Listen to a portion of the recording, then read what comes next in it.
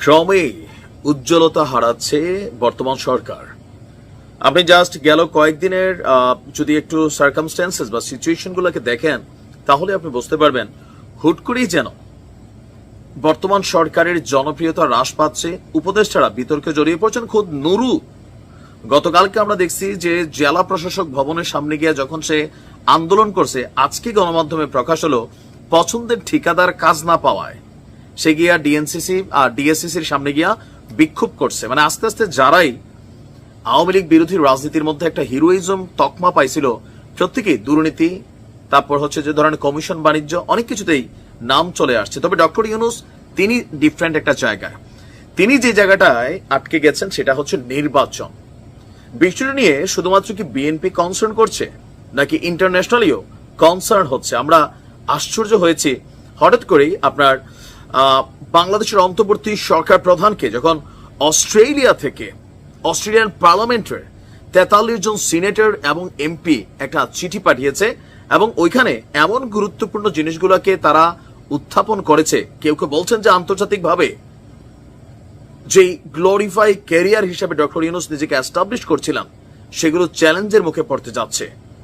আপনি দেখেন যে অস্ট্রেলিয়ান পার্লামেন্ট থেকে যে 43 সিনেটর এবং এমপি 3টা ইস্যুকে সামনে আইনা যে চিঠিটা পাঠিয়েছেন, সেগুলো হচ্ছে জরুরি ভিত্তিতে সুনির্দিষ্ট নির্বাচনী রোডম্যাপ ঘোষণা, নাম্বার 1।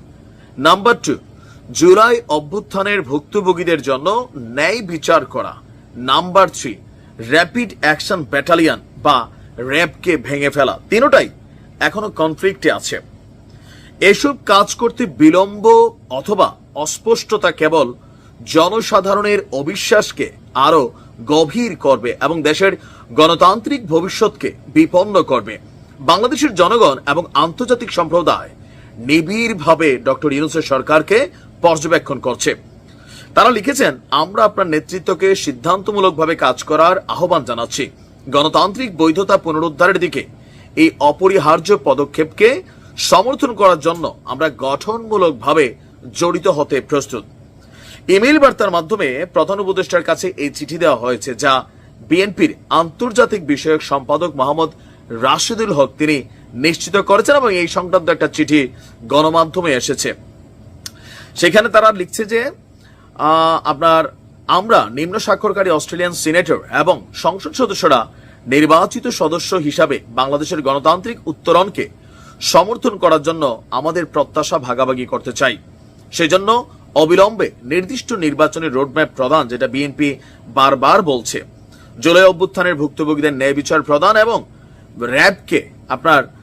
র্যাব দ্বারা ক্ষতিগ্রস্তদের জন্য ন্যায় বিচারকে সমর্থন করার জন্য আপনার প্রতি আহ্বান জানাচ্ছি।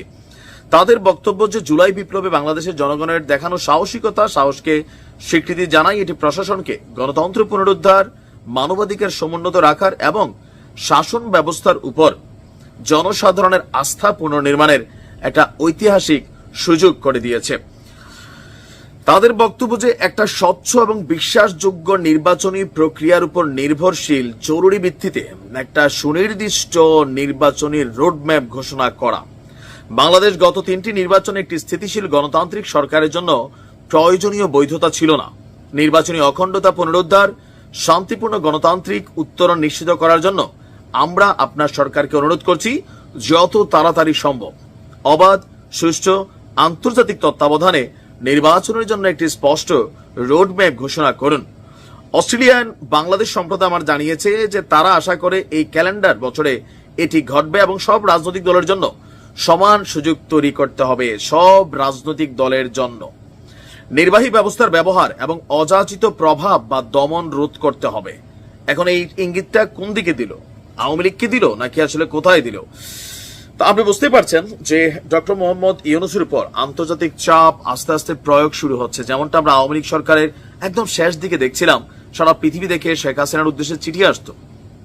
ডক্টর ইউনূস গভীর সংকটের মধ্যে আছেন, উত্তরণ হতে হবে। বিএনপি মাঠে নেমে গেছে, পরিস্থিতি ঘোলাটে আকার ধারণ করছে, একটা সংঘর্ষ অনিবার্য দেখতে পাচ্ছি। তবে আমরা এটা কামনা করি না। ভালো থাকুন।